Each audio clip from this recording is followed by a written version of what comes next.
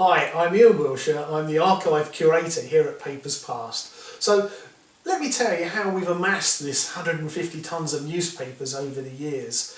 Really, we've identified 5 main sources of collections of papers, whether it be libraries, universities, government departments, auction houses, even private collections.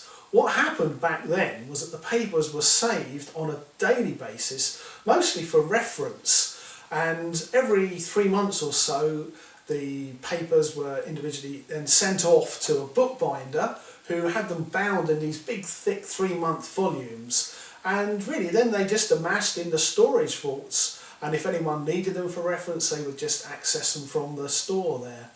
And then microfilm was invented, which was a great invention really. The individual pages from the newspapers were photographed and kept together on a small reel, which again could be very easily accessed. I don't know if you remember going down to the library and cranking on the handle there and looking up on the screen. It was just a poor copy really, but it meant that perhaps 10 tonnes of newspapers could be kept on just a few spools of microfilm, which was great.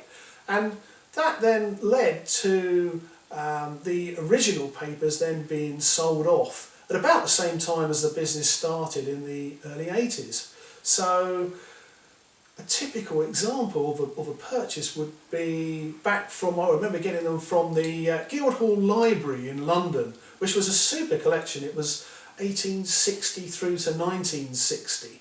And I can remember being loading on all these big volumes of papers in central London outside the library there one Friday evening. Actually, I think the van got 2 parking tickets, but we did manage to get them all on board and back safely to the stores.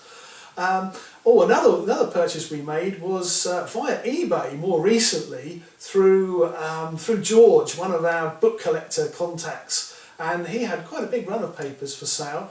And he brought them down in his van, and it was quite an overloaded van really, but it was a good run through to about the early 50s. So that's just a few examples of how we've acquired the papers over the years. And if you want to get more information, do follow us on Twitter at Papers Past.